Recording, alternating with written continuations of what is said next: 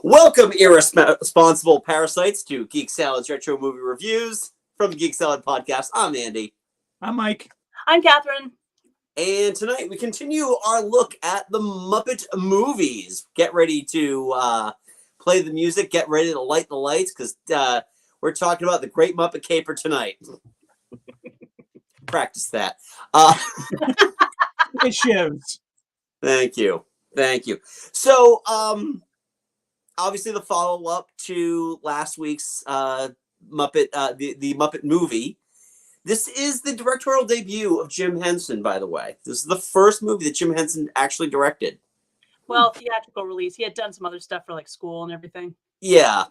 But for a theatrical release, big budget movie. Straight up, has anybody watched both the original and Muppet Caper in this short period of time between each other? I watched it yesterday. Well, no, what I mean was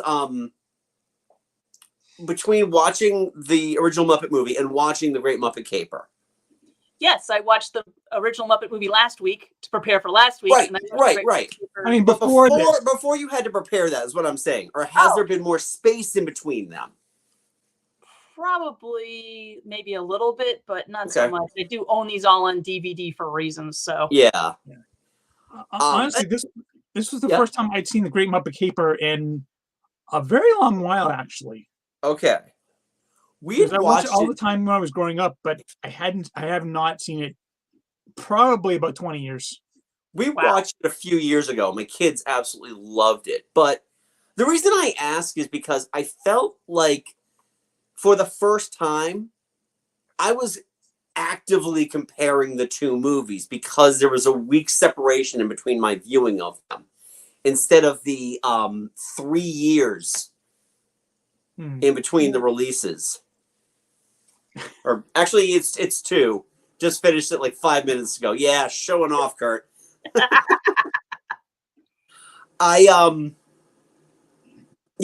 was just weird because I don't think I've ever actually mentally compared the two movies prior to this. Again, I think it's just because of the smaller gap in separation between my viewings of them.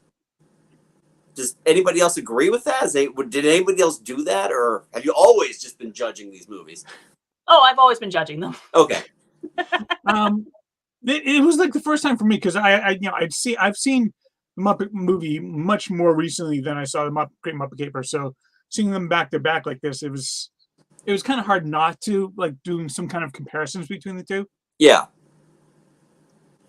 And just straight out, for me, Muppet movie holds up a lot better than this one does. This one's still fun and enjoyable, but it doesn't flow as well as I thought Muppet movie did. Yeah. Yeah. To me, it was the songs. I felt like there are a couple of good songs in this movie. There's nothing truly great about the songs. Hey, a Movie is a fun song. I really enjoy that. I love the energy that it brings to open us up into it. Most of the songs they're snoozers, and it's because you don't have Paul Williams writing the songs. It's Joe Raposo.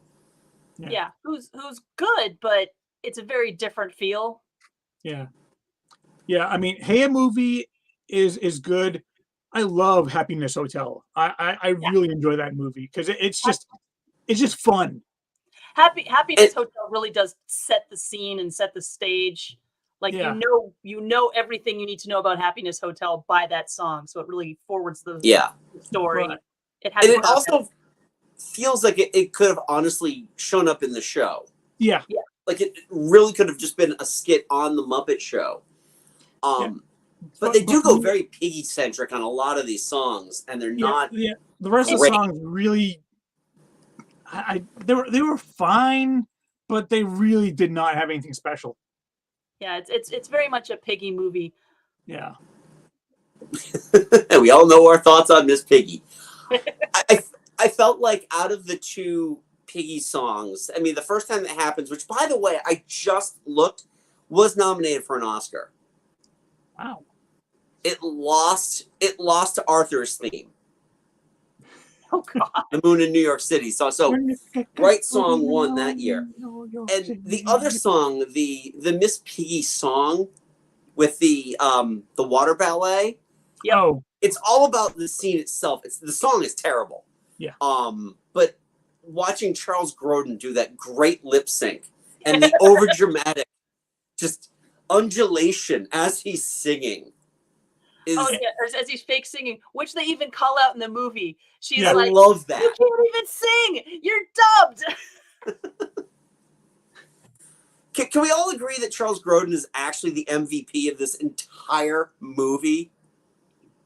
He does quite a lot. But Diana Rigg, man, she just destroys the scenery. Yeah, they're both excellent. But everybody's having a great time. One of the great things about these movies is that all of the actors just sell. Yeah. You don't have a single no sell anywhere in there. Everybody's having a good time, selling the character, selling the show. It works great. Yeah. Yeah. I mean, hell, you even got Columbo. Peter Falk. Yeah, Peter Falk. He's doing this whole Columbo bit, and it's like, no, you're completely wrong. Oh, you want to buy a watch? Yeah. Yeah, he gets, unlike Columbo, he gets every single possible thing wrong. Right. None of that was correct at all. Actually, I think my favorite cameo was the Peter Ustinov cameo because it led into the Oscar the Grouch cameo. Yep. What are you doing here? I'm doing a cameo. So was I. Yeah, me too. Yeah, I thought that was great. The man's so dry, he makes Sahara look like an ocean. I absolutely agree with that. Peter Ustinov was an excellent episode of the early Muppet Show. Yeah. One of the things I like about the Happiness Hotel is the fact that it's like, oh, what's wrong with Animal? Why is he so crazy? Oh, he's mad that he missed the Rembrandt exhibit at the National Gallery. Yeah, but then he's like, Renoir! Zoot gets the artist wrong. Yeah. I love the bit with Beauregard where they're in the cab. I just don't remember. I've never had to drive someone there. How long have you been in London? All my life. Why don't you have an accent? I'm lucky to have a driver's license. And he's also the one that accused the whole, what color are their hands now? Yeah. That running gag. That was a fun running gag. The whole thing with them being twins. Yeah, they're identical twins. Yeah. And even they get confused about which one they are. Right. Well, and then there's that really cute scene when Kermit is in the park and he's sitting on the bench and the little girl is like, look, Daddy, it's a bear. No, honey, bears wear hats.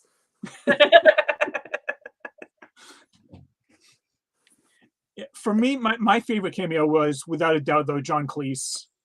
Oh, yeah. That was fun. Mainly because I don't know. Maybe I want it to be a little more frantic than. Well, that was the thing. Is like John Cleese is known for just going like kind of just slightly over the top and mad. Here he was so reserved. It was jarring, but it was because he was just what he was saying. It was just so hilarious. Well, yep. I was reminded of his relationship with his wife in A Fish Called Wanda. Oh, okay.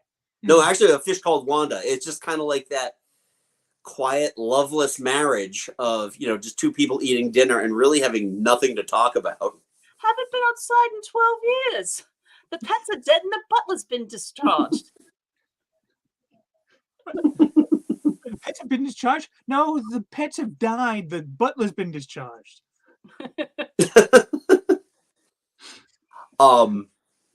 I mean, just getting back to Charles Grodin, though, there's that great line where Diana Rigg just says, I feel like there's thieves breathing down my neck. And he is literally breathing down her neck, like, thieves are breathing down your neck. Yeah, that was hilarious because he just really hams it up. Yeah. And like when he's being ding-dong, irresponsible brother, it's just, you're like, oh, God. But yeah, then it turns out that he actually has a brain in there. Yeah. What's funny too is that the HD for this, he is wearing oh so much makeup. Like I'm watching on TV and you can just see it. You can see it in his pores, and it's just like, oh,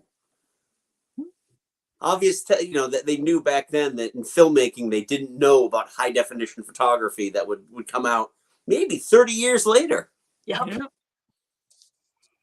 But I mean, it's just comparing the two. I love the Muppet movie, but there's a lot to love about the Great Muppet Caper. But it is by no means.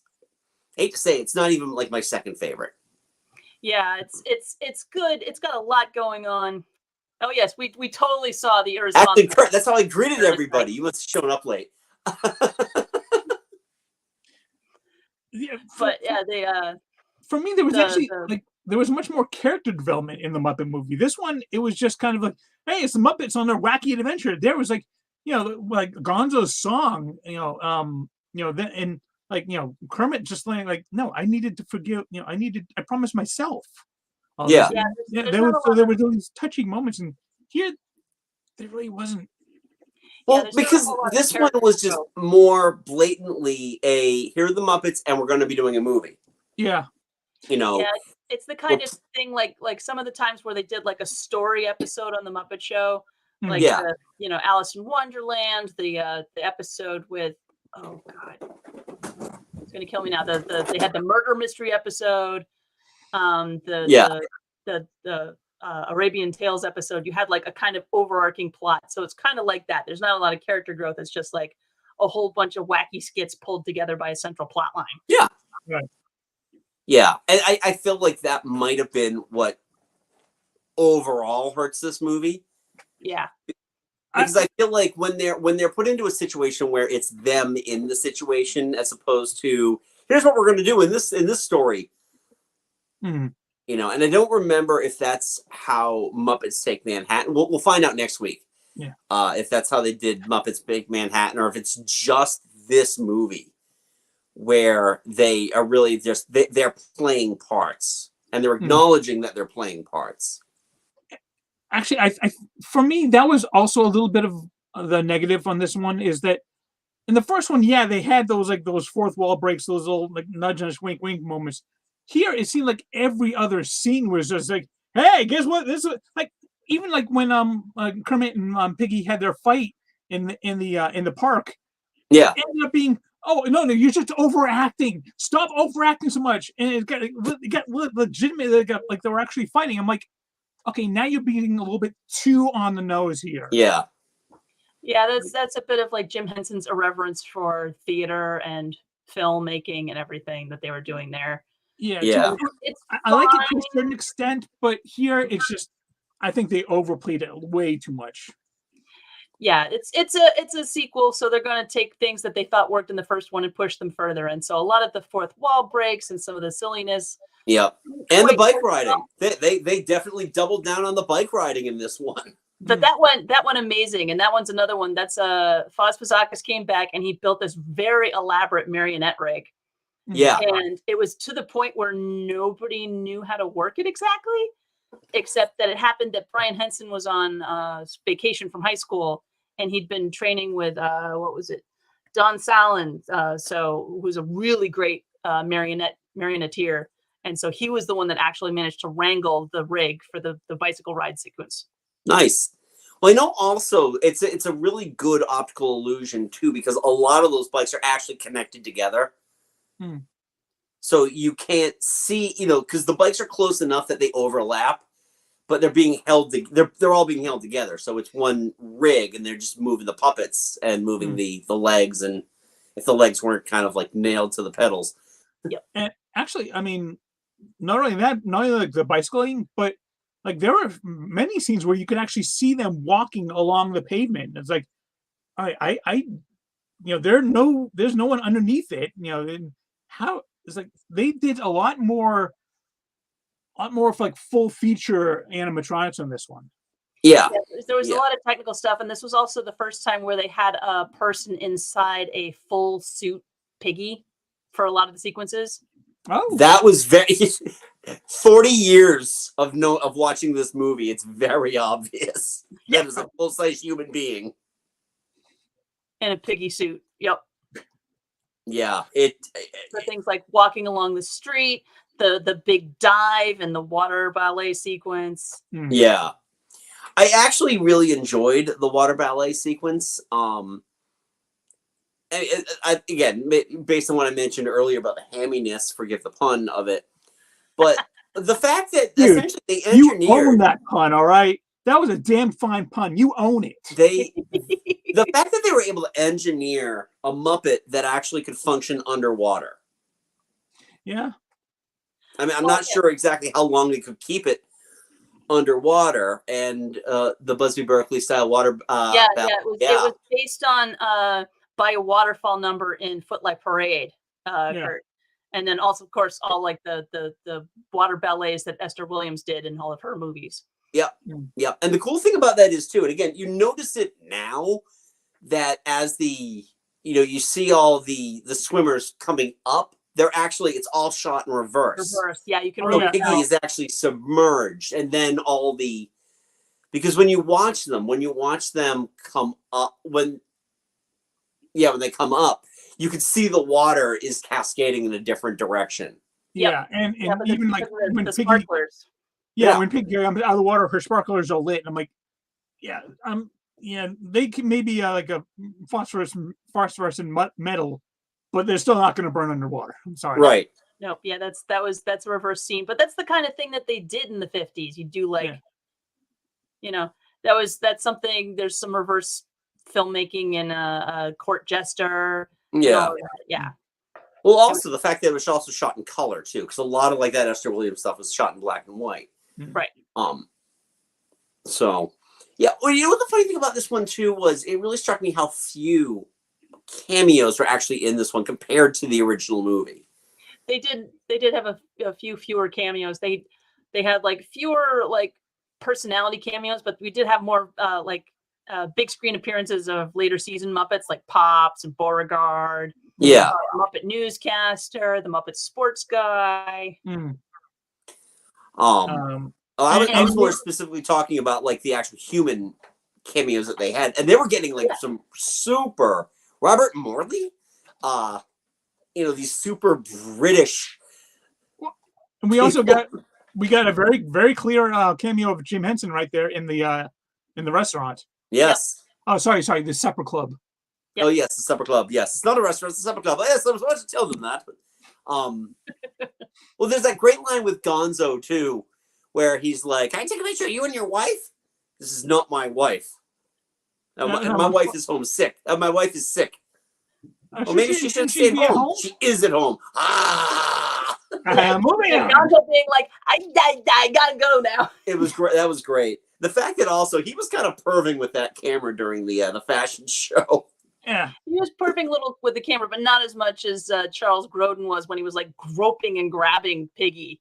Yeah, that's a lot. Yeah, I know it's 1981, but wow. Yeah, yeah. It's just funny because so the one line in this movie, the one scene that just destroys my children when we watch it, is when they, Kermit and Fozzie are determined that they have to go rescue Piggy, and everybody makes excuses. They can't they can't come to help them. And then Fozzie is just like, "Shame on you." And that line destroyed both of my children. It is just sometimes I say that to them now in that voice, and they yeah, like I said, I probably haven't seen this movie like 20, 25 years. I still remember that shame on you. Yeah, I definitely, this was one I saw in theaters. I remember being so excited for it. We got the if you went and got the kids meal at Burger King, you got a movie poster. Yep. I had one of those hanging up in my room for the longest time. I have no idea where it went. I missed it. I think they had glasses for this too. I think McDonald's had glasses, or Burger King had glasses. Someone had like their collectible glasses too. There were the posters and there were the glasses. They did. McDonald's had done the posters before for the original movie, but they had also done them for this one too. Yeah, I feel like I got these posters at Burger King, but I'm looking it up. Remembering a long time ago. But I'm picturing, my father taking me to the Burger King on that side of Acton as opposed to McDonald's on that side of Acton. I gotcha. Yet another moment about like Diane Riggs I absolutely love, though, when she was like just explaining who Charles Grodin was, and Piggy's like, "Do you need to tell me all that? What's exposition, darling? It has to go somewhere." She just did such a great job. Yeah. Yeah. All right. So I'm pulling it up right now. All right. Caper, Great Gonzo, drinking glass. What was this from? So they did have the drinking glasses. Fast food toys, Muppet Central. All right. Great Muppet Caper. Oh, of course the ad's going to pop up with sound. It's McDonald's. It was McDonald's with the glasses. So. Okay.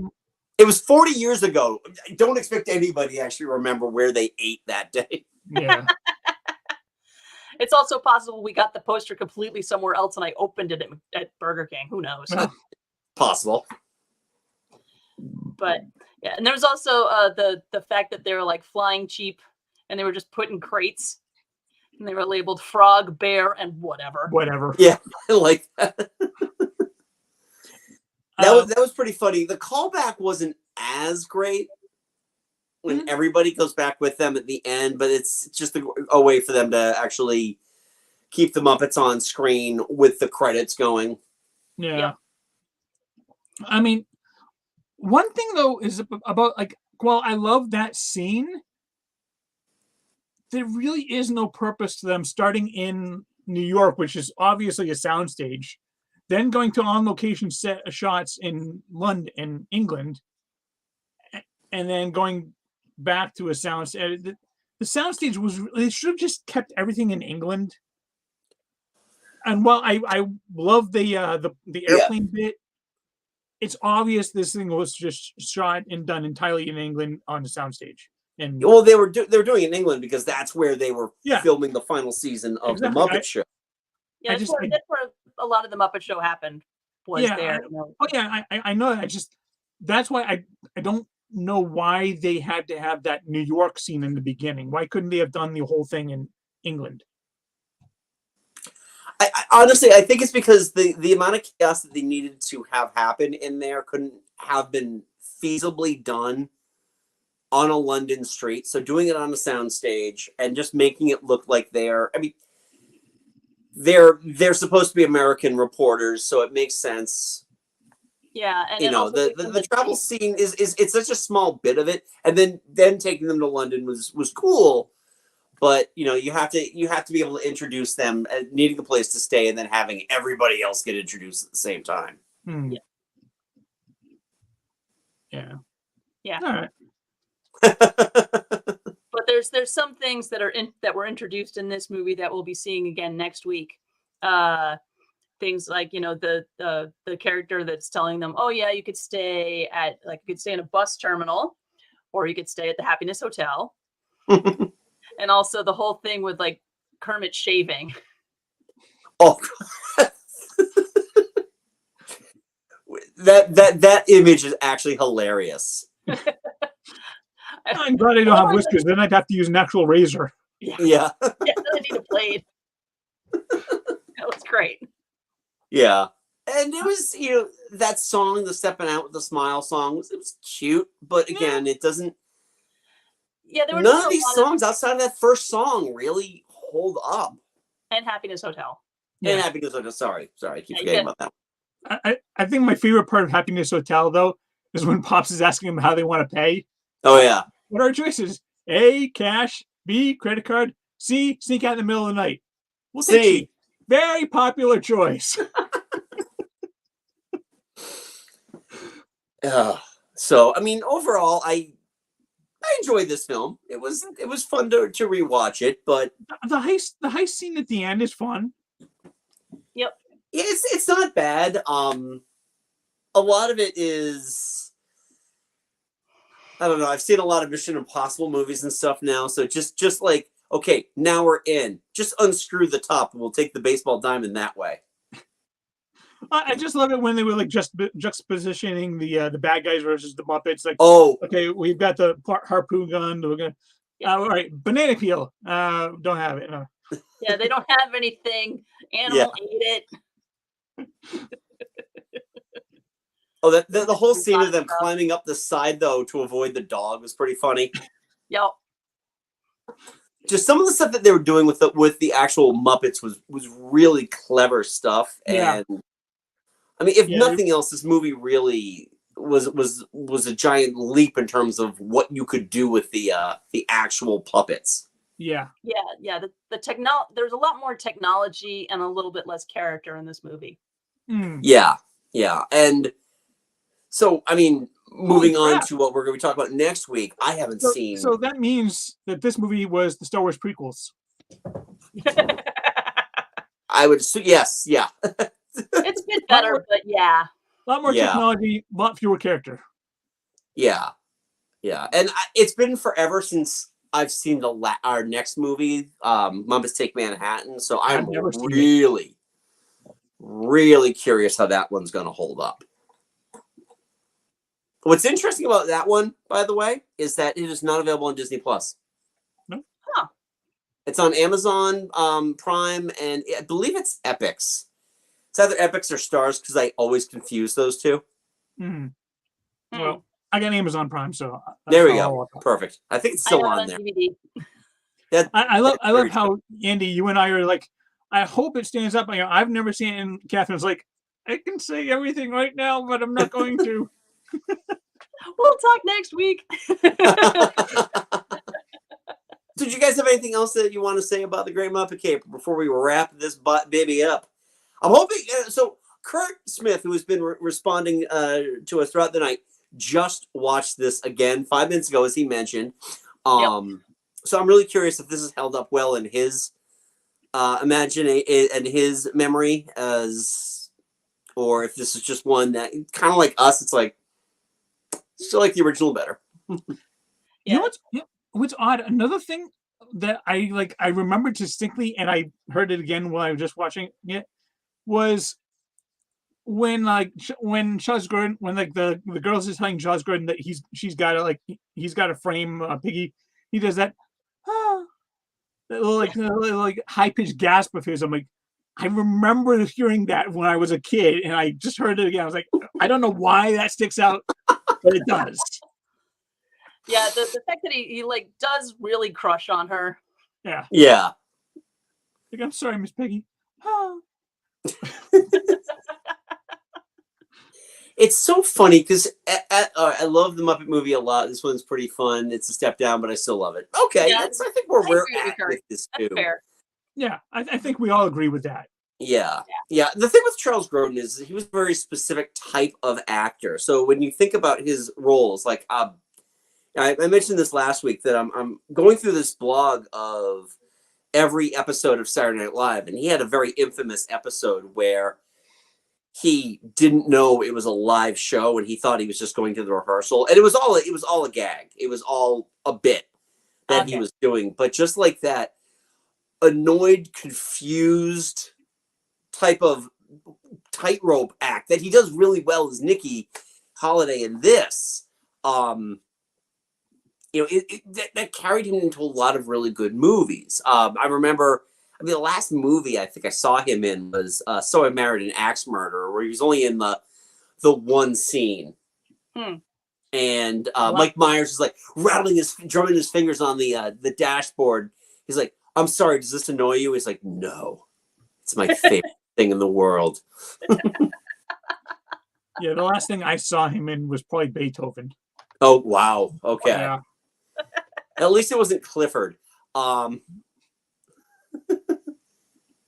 Yeah. Thank you, Kurt. But it's like the last thing I saw him in. Then he did that talk show, and then disappeared, and then unfortunately he died last year. So it was 2 years ago.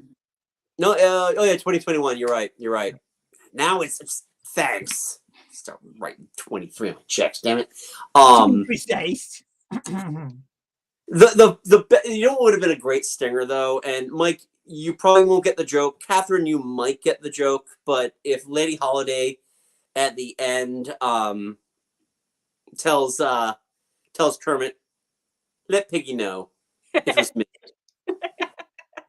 Yeah, I think when I heard that Diana Rigg had passed, we watched Great Muppet Caper.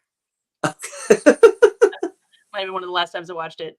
Yeah, God, she was brilliant, especially in her later days. I don't think I've ever seen anything with Diana Rigg in it where she isn't brilliant. Actually, yeah, no, she was fantastic in that. I was quoting the Game of Thrones, like, let's just it was me. Yeah, okay. Bravo, Dame Diana. Bravo. Yep. So, all right. Well, I guess that's it for the Great Muppet Caper. So we want to know from you, what are your thoughts on the Great Muppet Caper? Leave a polite comment below. If this is your first time joining us here, welcome. You can get this. We do this every week. So if you love the Great Muppet Caper and you want to know our thoughts on the original Muppet movie, just go to last week's episode. And next week, as I mentioned, we are going to be talking about the great Muppet Steak Manhattan. Yep. The Great Muppet Steak Manhattan. The Great Muppet Steak Manhattan. I don't know if it's great. It's been years. It's been decades since I've watched it. The last time I watched this movie, I think I had it on I got a box of cereal and they were like free movie inside. It was Muppet Steak Manhattan, but could only be played on a CD-ROM drive. I couldn't play it on a DVD player. It's like, oh wow. God damn it. Also, if this is your first time, again, thank you. Hit that subscribe button, give us a big thumbs up, and check all three out. We host a little podcast called Geek Salad. You can check that out wherever you get your podcast. Stitcher, Spotify, iTunes, and Google Podcasts. Follow us on Twitter at Geek Salad Radio. We're also on Mastodon and Hive at Geek Salad Radio as well. Haven't touched those in a while. And you can check us out on Facebook at Geek Salad Podcast. So, thank you, Kurt, for joining us as well. I always appreciate your comments. And until next time, I'm Andy. I'm Mike. I'm Catherine. Go forth and be nerdful. Talk to you later.